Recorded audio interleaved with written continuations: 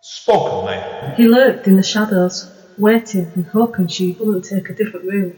This was a usual room. He knew that. He knew her. Ghost of Me, the new book by Amanda Steele, can be found at Amazon, Kobo, Waterstones, and many, many other places. Spoken. Hi guys, it's Andy N. Thanks today for downloading or streaming yet another episode of Spoken Label. As you may or may not be aware, Spoken Label was started in the beginning of 2006, and currently we have well over 150 sessions recorded since then. Although you can find it on various networks, the full archive is available for streaming and downloading at Spoken Label bandcamp.com. It is a free download or free stream in there, but obviously, if you feel like chucking me a few pennies that way, it'd be eternally grateful to help me keep this podcast going and keep improving my equipment, etc. Enjoy. Speak to you soon. Bye bye. Spoken Label. Hi guys, Andy N, Spoken Label, back in the house on Tuesday night. So I've got a gentleman with me today. I've been looking forward to speaking to this gentleman for a couple of months now because he's a fantastic poet and he absolutely cracks me up every time I see him. And Clive Oseman is the name, and the gentleman is originally from, not Manchester, of course. I'll let him explain more in a minute. But I know him for his night at Oh Beehive, and it's brilliant. So, Clive, over to you, mate. Would you like to introduce yourself to everybody? Tell them obviously who you are. I'll start from there, mate. Yeah, I'm Clive Oseman. I'm a Swindon-based Brummie. I love Birmingham, always will. Would love to go back. But I work in Swindon, so I've lived in Swindon since 2003. And as regards poetry, I started writing around that time, actually. I was having a particularly, about 2003 when I moved to Swindon. I was having a particularly difficult time. Like so many people, when you've got personal problems, you write. And the poetry was awful. I've still got some of it, and I look at it and I think, geez, but it served a purpose.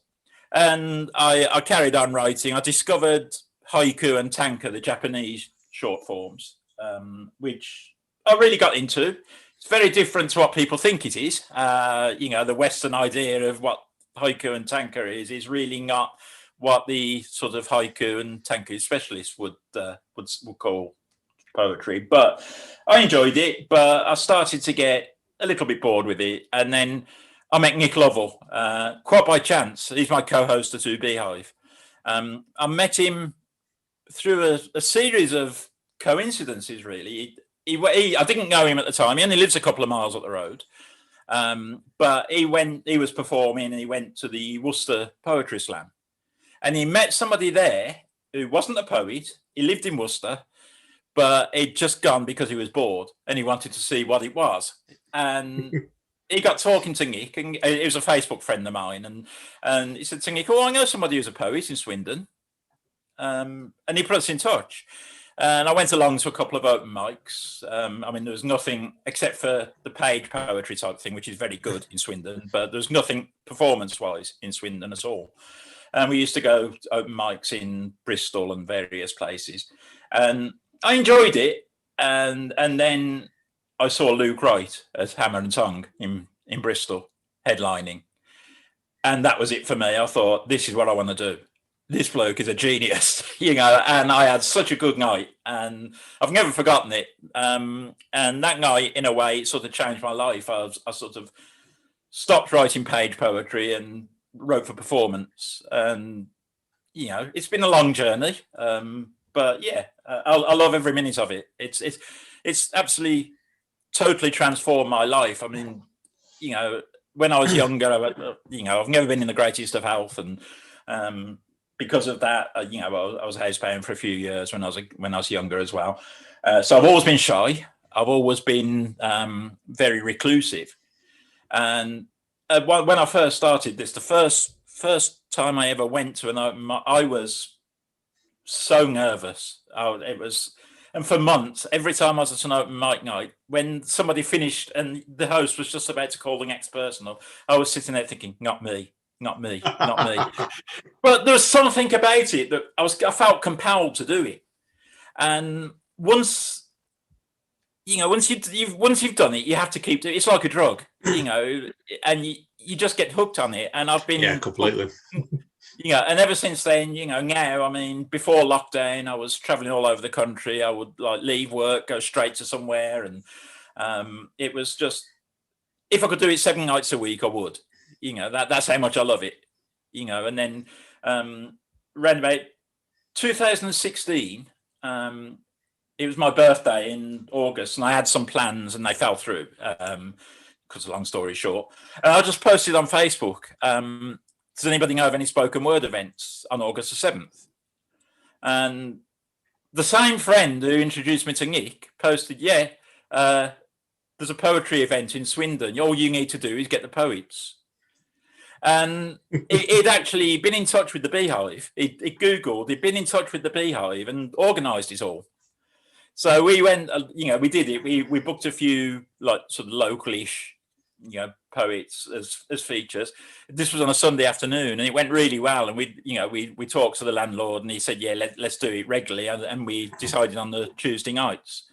And it just went from there, really. The first few, as most nights are, there were a handful of people there. And, there was one point where we were close to giving it up because we were it felt like flogging a dead horse. I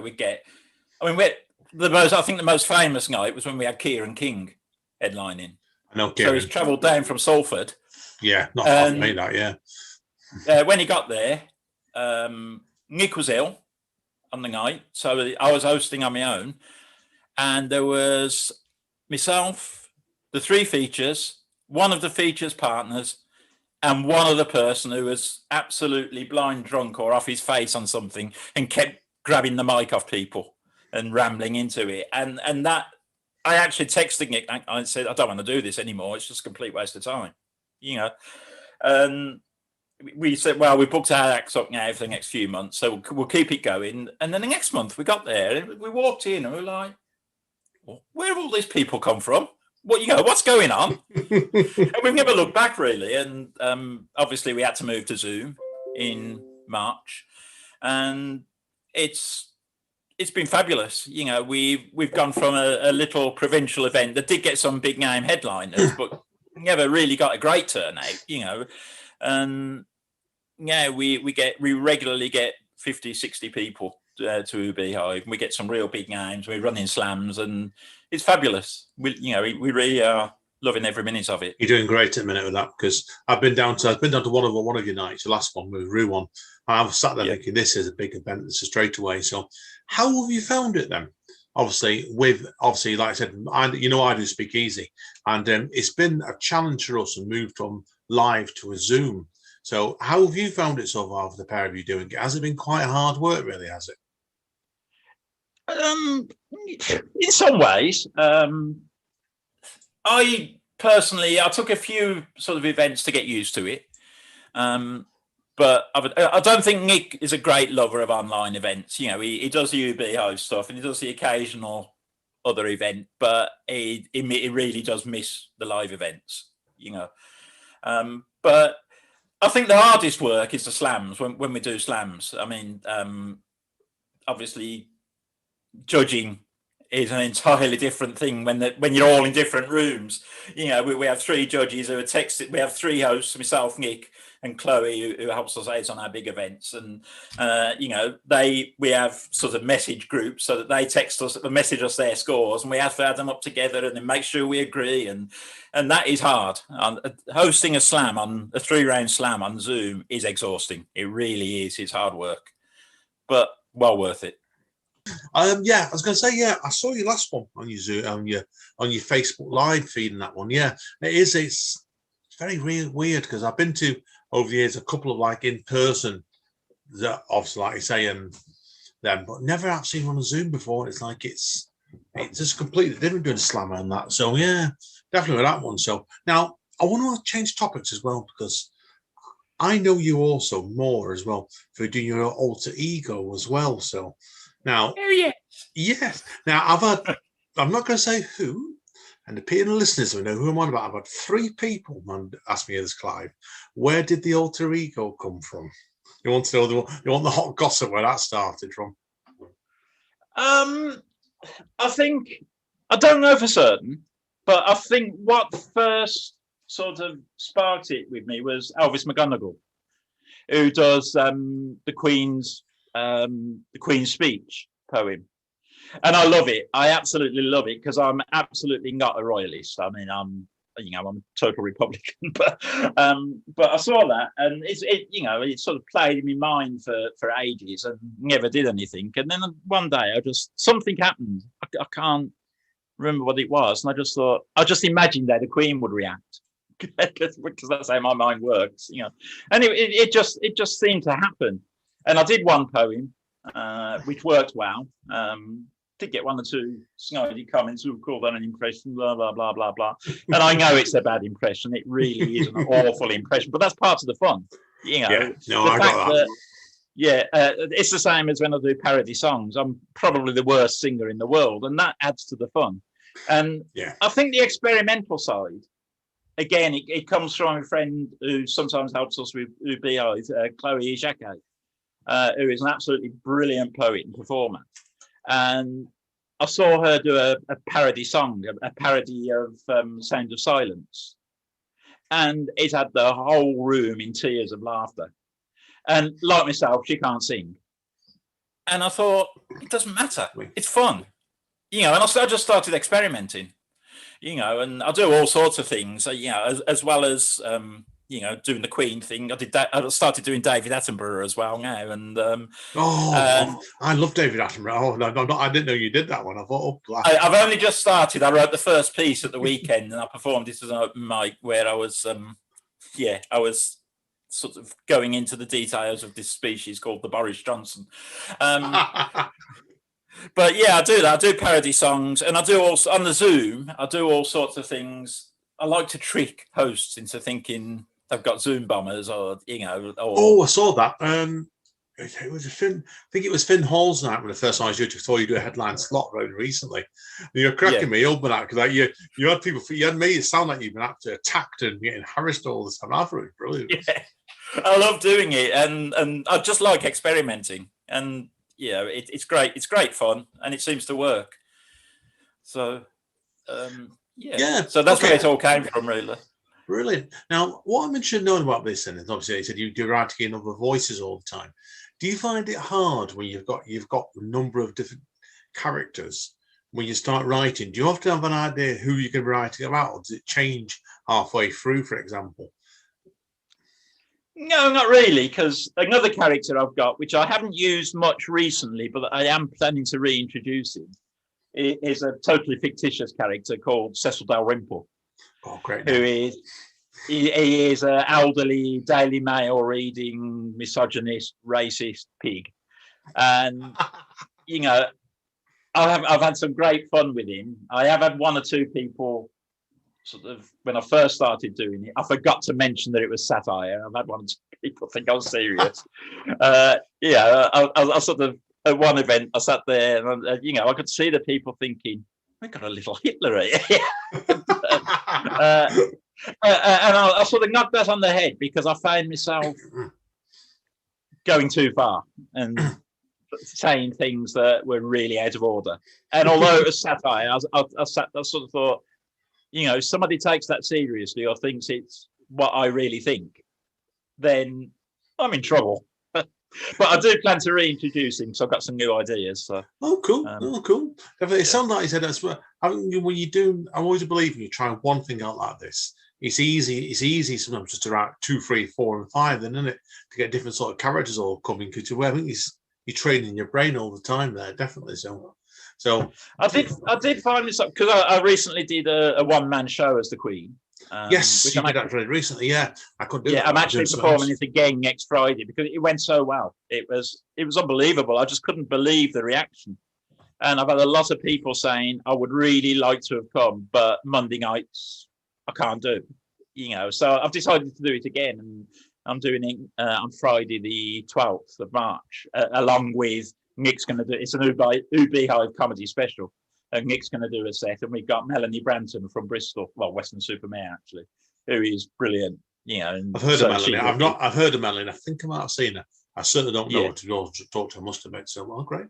Oh, brilliant. So that's and then the second half will be me doing the Queen again. No, that sounds terrible, doesn't it? we'll move straight on there, right? Yes, do that, Nick. Do that, sir. Yes, please do. Oh, you sounded like Dick, a bit like Dick Emery then, actually. A lot of people say that when I do the Queen, I sound very Python-esque. Yeah, like you do. Terry Yeah. Jones. Yeah. And I take that as a real compliment. If anybody ever wants to compliment me, say I remind them of Monty Python. That will do me till my dying day. Oh, no, I agree with you. I'm such a big fan of Life of Brian. It's one of the funniest films I've ever seen. I think it's one of the most PC films I've ever seen as well. Yeah. It's probably my favourite film.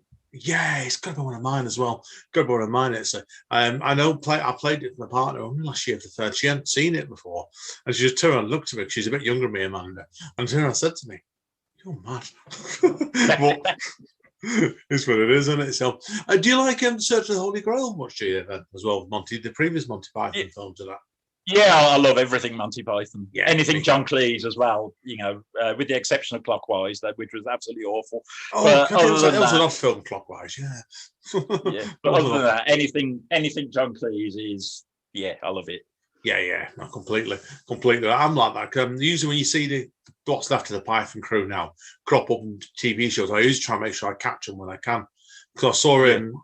I saw the second season of Stage trailer recently with David Tennant and Michael Sheen in, and then Michael Palin was in the first episode, and I thought he was brilliant tonight. He was. Yeah. Like, I got the improvisation feel of it still. I thought he's very good at this day. Yeah, no, brilliant.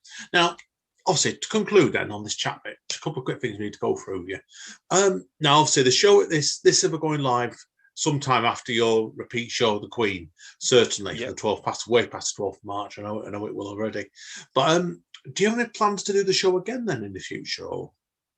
I'm hoping to do a live version of it once it's allowed. You know, I would love. You know, I've always wanted to do a one-man show or a one-woman show in this case, I suppose.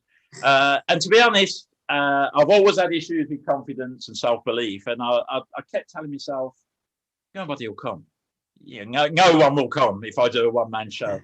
And then sort of lockdown happened and Zoom happened. I thought, well, if ever I'm going to try it, now's the time. You know, so I did it on Zoom, and as I say, I was absolutely amazed at how many people came and the reaction it got. So, yeah, I definitely do want to do a live version of it, without a doubt. When it will have to be slightly different because I use a lot of screen sharing and videos and stuff to save me voice, basically, because doing that for an hour is it destroys the voice. So I was just going to say to you as well, are you going to put a full frock on them live as well, would you?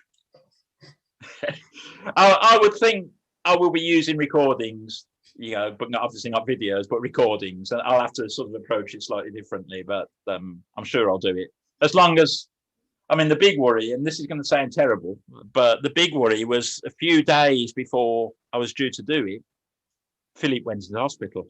Oh, God, yeah.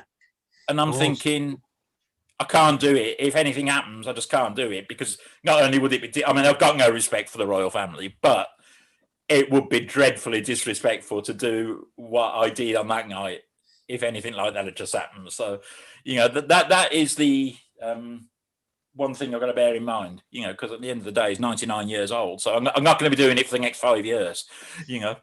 But yeah, no, I think you've got to keep as a sort of comic, really, aren't you? So yeah, the person comic or poet, yeah, you've got to provide thinking in the future all the time, and that's what's good for you, really. You're thinking of other acts all the time. So like your David Bellamy one, and obviously your character like before. No, it makes sense just to naturally evolve anyway.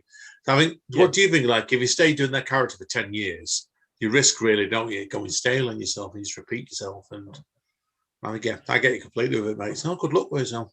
Now, if people want to find out more about you, Clive, where are they best going? I've got obviously all the social medias. I'm on Facebook as myself, and I've also got Clive Oseman spoken word, which I do tend to be a bit lazy with, and I don't update it very often. So and I've also got a website under construction, but it's been under construction for quite a while because obviously with work and the performing and the hosting events and organising events, I'm pretty busy. So I think the best thing would be Facebook. I mean, I'm easy to find. There's not too many Clive Osemans around. That's it's Oseman. Or I am on Twitter, but don't use it very often. And I'm on Instagram.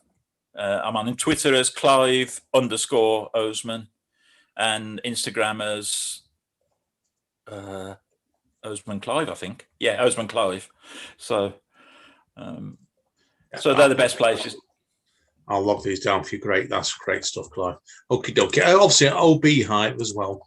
That's on. I've seen that on Facebook as well. So yeah, Oh Beehive has got its own page, which we obviously post about all the events, and we've got a couple coming up in. They will have gone by the time this goes out live, obviously, but we have a regular event on the third Friday of every month on Zoom, and we also run a UK online slam championship, which finished in December, but we're starting again in April or May, and we do monthly heats and a big final. So brilliant. Now, obviously, for the Oh Beehive night, this is probably going to be going live. Probably, I've not looked at the schedule yet. We get my first week in May, probably. So, do you have any sort of acts coming up then in the foreseeable future for people? Just give you a feel of who's coming in as your headline acts. We don't normally announce them in advance, but obviously this is not going out in advance, so I'm not, am I? So obviously skip March and April. May we've got Special K or Kimberly Johnson from America, who is absolutely fantastic. And June we recently run a global slam, which was won by Ricky Livermore in New Zealand. So they will be our headliner in June, and they are fabulous. I mean, they were absolutely spellbinding in the slam. So I'm really looking forward to that. Oh yeah, I think New Zealand really was it? That's 12 hours in front of us, isn't it? As well, or was it? It's something. I think that's right. Yeah. He'll be get up in the middle of the night for that one. I'm just thinking that, like, I don't know if I could do a full headline slot. I said at 7 in the morning. I'll be like a fit for nothing for that 7 in the morning. I've got one coming up at 3 o'clock in the morning our time in April. Oh, blimey! Oh, God! Luckily, it's a Friday night, and I don't work Saturdays, so it's probably so at least I can catch up on the sleep, or not catch up on the sleep, or enjoy the football or whatever. No, good luck with that one. Don't envy you that one, mate. So, anyway, right, anyhow, Clive, that's it for this half. So, cheers for that, mate. It's been fantastic today. So, we're gonna let you do some poems next for us, mate. So, everybody, hang around. Who knows what Clive is going to do next? I certainly don't know. And I'm looking forward to this. Cheers again, mate. It's been brilliant this first half. So, right, see you in a minute. Spoken, mate. Hi, guys. Straight over to Clive. He's going to do some pieces for us. And who knows what characters is going to be? Because I don't know. Or whether it'll just be Clive for 15 minutes. Wait and see. Over to you, Clive, mate. Okay, right. I'm going to do... Altogether, there's 5 poems, 3 sort of slam length and 2 shorter ones. So the first one I'm going to do is called The A to Z of Animals. Now, the original version of this goes through the entire alphabet, and so there's 26 verses, and that takes over 5 minutes. So this is what I call the 3-minute slam version, or the shit bits taken out version, or the match of the day edited highlights version, or whatever you want to call it. So you will notice a few letters missing, and I do know the alphabet, honest. So here we go, the A to Z of Animals. Aardvark appears ahead of absolutely all else, the apex of alphabetical arrangement. Some alternative animals are agitated, acrimonious, or even apoplectic, although a few are actually ambivalent. Conversely, see what I did there, no B. Conversely, cats are casually content because they can't comprehend or care about concepts categorizing creatures as they carelessly claw chunks from the cuties of Clarissa. Dogs demand different definitions. Don't dare diss Dalmatians or Dobermans. Doing them down is downright dangerous. Dallying with disaster, dicing with death. Don't do it. Foxes are furious, forever affiliated with fake facts, thanks to that fascist fart's favourite fuckwittery flinging fecal fiction factory, Fox News. They feel fully fucked over by fate.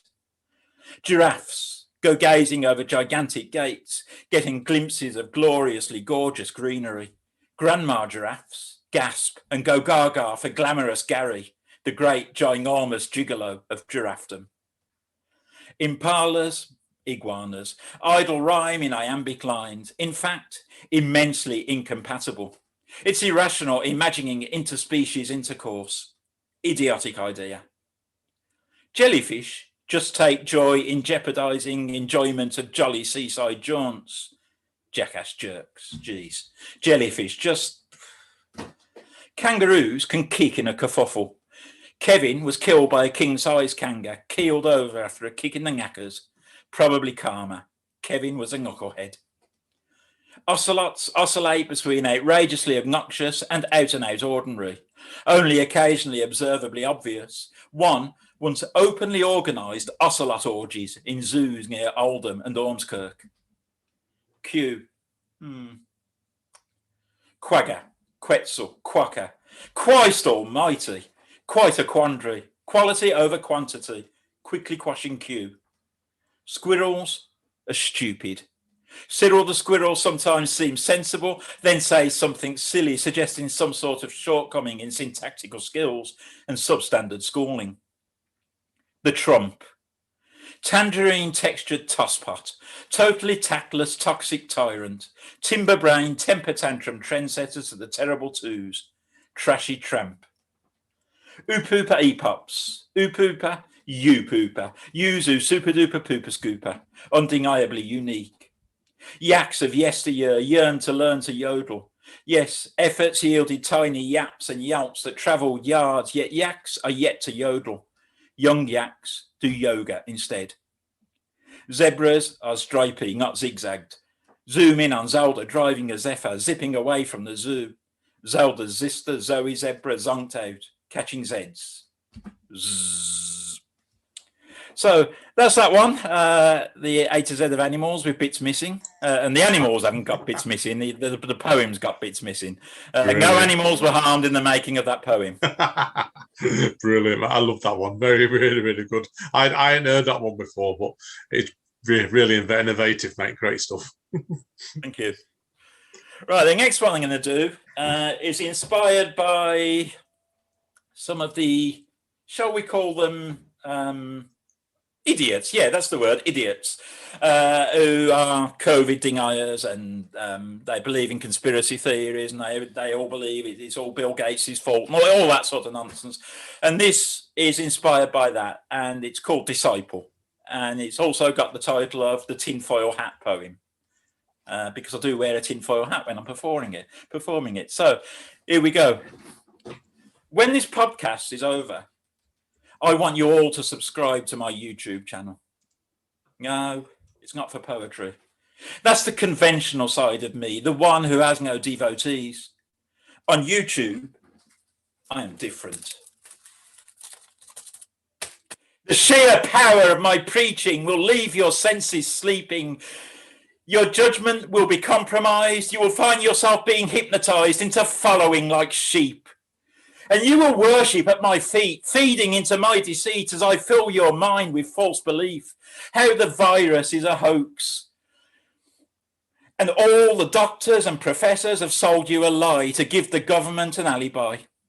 And you won't be hard to coax to give me money for my research into how the mask is stealing freedom like some kind of cultist church. So expose the government agenda, expose that rogue Bill Gates, burn down all the 5G masts, stand side by side with fascist hate, burn the masks and breathe the air. Speak your truth, the state, beware. They're poisoning the water, you know. Each litre from the tap contains 5 drops of mousseline, which starves your brain of oxygen and makes you believe what's good for them. Only this special water, purified in my factory, can protect you from this tyranny. So buy my pure water, just £5 a bottle. Your confidence respected. Wake up to the tyranny. All major credit cards accepted. David Icke endorses this. Yes, the David Icke endorses this. It's an offer that's too good to miss. So get rid of oppressive masks and in the taste of freedom bask. Protect loved ones from the hyped up hoax with my special natural pills. They may look like simple aspirin, but they can cure all ills. No poison from Big Pharma, no side effects, no drama, no need to feel dejected. All major cards accepted. So reject the narrative they feed you, the lies the government need you to believe. To cut the strings that control you, this is what you have to do. For just £300, I can enroll you on my online course to make you wise, called How to Fight Establishment Lies. We will take these tyrants by surprise. Just £300. No applicant rejected. All major credit cards accepted. So expose the government agenda. Expose that rogue Bill Gates. Burn down all the 5G masks. Stand side by side with fascist hate. Burn the masks and breathe the air. Speak your truth. The state, beware. And I will be grateful for all that you can spare. Freedom! Thank you very much. Wow. Wow. Wow. And I've performed that once or twice, and I think the neighbours think I'm slightly mad. I actually took to put in a note on the door. I am not mad, I am performing when I was doing that. And I forgot today, so I'll probably have a knock on the door in a few minutes. You'll probably get a note on your door later on. Are you okay, Clive? Yeah. Or if you get a knock on the door from the police in about 10 minutes' time, we know it's time to go. Time to finish the podcast off quick, definitely, mate. Okay, mate. Okay, what's your next one then? Right, the next one's a shorter one. And this is, I really enjoy doing this, actually, because, it's fun. It's called Possibly Unsuitable Children's Stories. I mean, we've all seen, TV characters, children's characters on the TV and in comics and whatever. And they're all such wonderful characters, wouldn't harm a fly. They're all wonderful. But when the cameras are not there, some of them are very different, as you will now find out. Humphrey the chunky West Country monkey had on comfy rumpy pumpy with the grumpy Humpty Humpty Dumpty. Andy Pandy was feeling randy, but Miranda Panda wasn't handy. He got turned down by sexy Sandy, who branded him as namby-pamby, so Hand Shandy was fine and dandy. Donald Duck was out of luck in the quest for a fuck, and he fussed and cussed how much this sucked. So he hired a quack whore for $40. SpongeBob SquarePants had some bants with a man from France, but the man from France started to rant, and at a glance produced a lance. Poor Bob cacked his pants, and ended up in an ambulance. Postman Pat had a secret stash of lots of smack and crack and hash. He was a very brash chap who got into scraps when out on the lash, and only his cat knew he was EDL fast trash. Tom and Jerry got very merry on a bottle of sherry and jumped on the ferry to County Kerry. Tom felt a rumbling in his belly. Jerry's legs turned to jelly, and he ended up in Peri Peri. Rupert the bear had a bit of a scare. He ripped himself open on a broken chair, and they tried to stuff him with Donald Trump's hair. But the glare he gave them said, "Don't you dare. I'd rather be dead than have any Trump in there." And Stormy Daniels agrees, to be fair. All children's heroes have an alternative story, some full of glory, some pretty gory. But what they never told you on Jack and Ori was Peppa Pig's grandma got shagged by a Tory. Thank you. And I'm sure it wasn't David Cameron. Controversial end there, definitely. Yeah, controversial for the Peppa Pig's grandma, obviously. I'm saying nothing about politics. No, I don't get involved in politics, so reasons you can guess, mate. So, but I found it funny still. So, Okie dokie. Right. We're on to your fourth one now, mate. I'm dreading to think you could do now to that one. Right. This introduces the Queen into the equation. Yeah. This is a very short extract from my one-man show, Getting to Know Elizabeth. And the basic context of it is that she's looking for ways to make money because times are hard, even for the royal family in these days. And she thinks about trying her hand at Greyhound commentary. And she gives up on the idea because obviously a lot of working class people go to Greyhound racing and that just wouldn't do. But to prove that she can do it, she commentates on a race from the TV screen. And this is how it goes. It's supposedly called, it hasn't actually got a title because it's part of the show, but it's the Queen's Greyhound commentary. The hare is on the move. Pity it isn't a real one, really, but never mind, we can't have everything. And they're off. 3 traps fast like Andrew being pursued by the feds. Trap 1, Bojo Boris, slow to react as always. So 3 leads going into the first bend. 5 and 6 have a right royal bumping match, like Harry and Will's at a family gathering. 3 leads 2 is in hot pursuit like a Spencer chasing a royal husband. Then come 4, 5, 6, and the slow starting 1. They head up the back straight, and Toongay catches the early leader and looks in a strong position. But she's got tangled up with trap 4, James Hewitt, giving 5 a chance at claiming the prize. Trap 5, Mick Camilla, takes it up and powers away from the pack. 1, Bojo Boris is making some grind, but has left it way too late as always. 5 is going to win this by the length of Philip's ego. 5 wins, 4 runs on for second.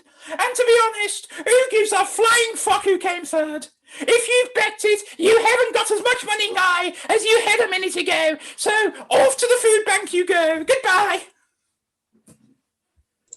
Tremendous. Madness indeed, yeah. Yeah, mad.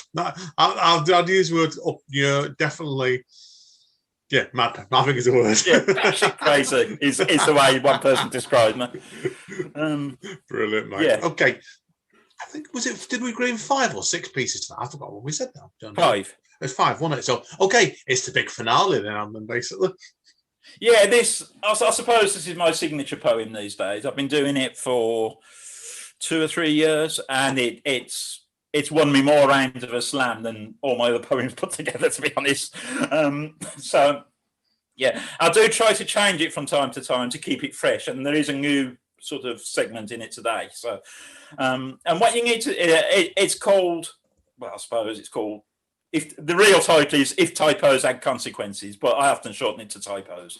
So what I need you to do for this poem is to imagine that every time you read a typo in a newspaper or in a magazine or online, or if you misheard something, the world magically changed so that what you read or what you thought you heard becomes reality by magic. And this is a rather random take on what would happen if every single typed mistake changed the world to fit its template.